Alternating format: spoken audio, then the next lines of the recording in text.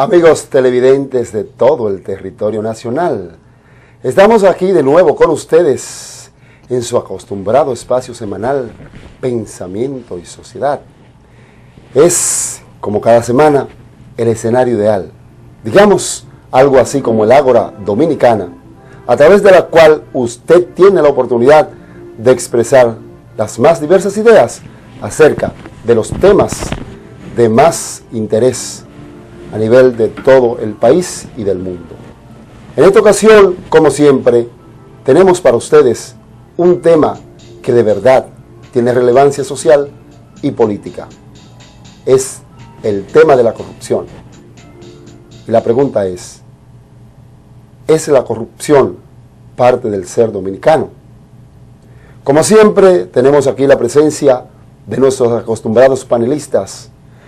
Profesor Noel de la Rosa, quien como siempre estará haciendo sus interesantes análisis acerca, desde el enfoque de la psicología, y desde el litoral de la filosofía tenemos el análisis siempre puntual del profesor Eulogio Silverio. Y aquí con él también, en la parte filosófica, estaremos con ustedes debatiendo este interesante tema de esta noche. Y les recordamos que, como siempre, usted constituye la parte principal, el protagonista principal de este encuentro. Así que damos la bienvenida a nuestros panelistas. Muy buenas noches, profesores. ¿Cómo estamos? Buenas noches, hermano Poirier. Muy buenas noches, Miguel Ángel. Buenas noches, distinguido profesor Eulogio Silverio. Y muy buenas noches a los actores principales de su programa Pensamiento y Sociedad, nuestro público, a los cuales nos debemos y respetamos muchísimo todas las opiniones que se vierten cada vez que presentamos un tema complejo. Y en el día de hoy no es menos cierto que el tema de la corrupción, un tema que gravita en la República Dominicana y en la gran mayoría de los pueblos, sobre todo de los pueblos latinoamericanos, que sin lugar a duda son colaterales o tienen una vinculación con la pobreza y otros males. Es un tema espinoso, muy espinoso, y a veces manipulan este tema diciendo que al pueblo dominicano no le interesa el tema de la corrupción. ¿Cómo no le va a interesar? Podría ser entonces que es consustancial al dominicano, forma parte de la cultura del ser dominicano. ¿Es el dominicano permisivo con el tema de la corrupción? ¿No se ha empantalonado el pueblo? Es la pregunta. ¿Y qué tú piensas, Noel? Bueno, yo creo que, y así lo plantea el profesor Tirso Mejía Ricard en su libro Problemas Psicosociales, en donde diseña el perfil del dominicano, o lo que nosotros le llamamos en sociología personalidad básica o personalidad modal del dominicano, en donde se establecen las diferentes características que tiene el dominicano.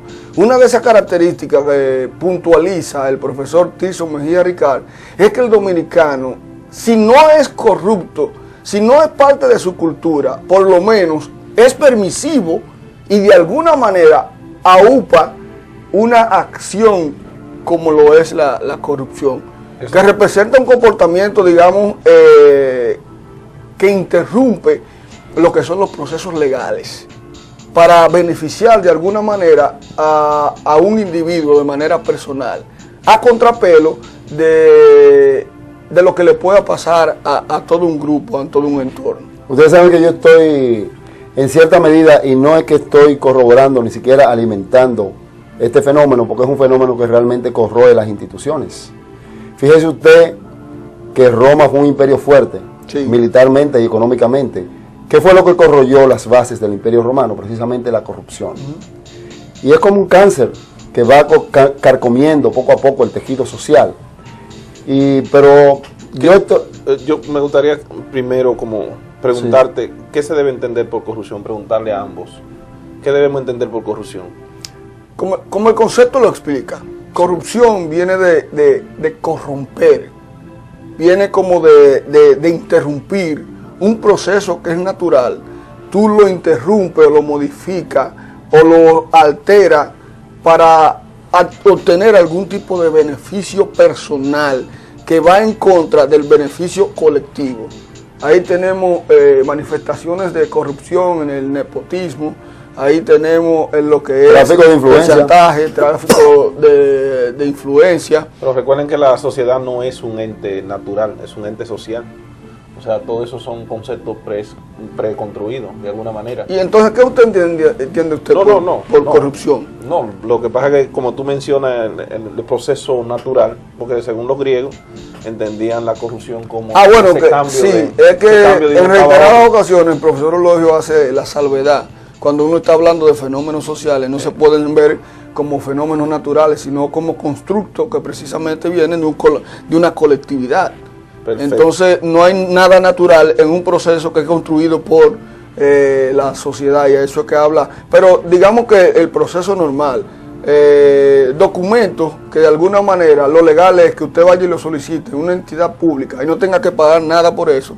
Entonces haya una persona que desvirtúe el procedimiento en contra de usted para que usted se vea obligado entonces a pagarle algún tipo de remuneración para que el proceso que usted se le debe aplicar gratuitamente, entonces usted tiene que pagar por él. Pero una vez uno de los obispos que vinieron, creo que para un eso es corrupción. Para un congreso del CELAM, Consejo Episcopal Latinoamericano, creo que uno de los obispos, me parece que un obispo brasileño, estuvo hablando de eso, que en América Latina la corrupción se ha convertido lamentablemente en una forma de sobrevivencia de las masas. O sea, es una manera de justificar. De alguna manera, yo no lo estoy justificando, simplemente lo estoy explicando a partir de una persona que me parece en este sentido honorable, una persona íntegra, pero que sin embargo está tratándolo de una manera, digamos, científica, el fenómeno. Sí, bueno, tenemos también el aporte de Cela, que habla de la, Jorge Cela, de la cultura de la pobreza. El de Ciudad Alternativa. Sí, pero de alguna manera ellos justifican, no que justifican la actitud del que vive en situación de pobreza.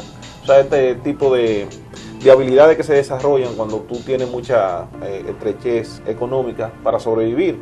O sea, de alguna manera la justifican, la entienden, porque realmente las sociedades se dividen y los que se pueden adaptar mejor, los que se han adaptado mejor, los que han tomado el poder, los que tienen el poder, realmente no tienen miramiento para enriquecerse, para acomodarse, para vivir del trabajo del otro. Entonces, de alguna manera, entonces el que está en una situación de pobreza trata de defenderse, de buscársela. Pero la pregunta es la siguiente: ¿es la corrupción parte de la cultura del ser dominicano? ¿Realmente es parte de la cultura? Cuando hablamos de cultura estamos hablando de algo que no va a cambiar de la noche a la mañana, sí, por discurso bonito ni nada de eso. Cuando hablamos de cultura estamos hablando de manifestaciones materiales o espirituales que se dan en una colectividad, que se van transmitiendo de generación en generación, de manera verbal o a veces puede ser de manera escrita. Entonces, quiere decir que una manifestación o un comportamiento que de alguna manera hace daño a una colectividad y que afecta y que beneficia a un individuo o a una élite, puede considerarse como un comportamiento legal. No, no es legal. Pero, ¿qué es lo que plantean algunos autores? Que si bien es cierto que la corrupción es mala, cuando tú estás de un lado de una acera, cuando tú te pasas a la otra, entonces tú la piensas justificar de alguna manera. Por ejemplo, si tú algún día asumes una posición de dirección en algún sitio, si tú me puedes cabildear a mí, si tú puedes hacer la corrupción en la versión nepotismo o el clientelismo, en donde tú, para que yo te siga a ti, tú me consigues una posición, entonces yo veo ahí que la corrupción la tengo que justificar como una búsqueda.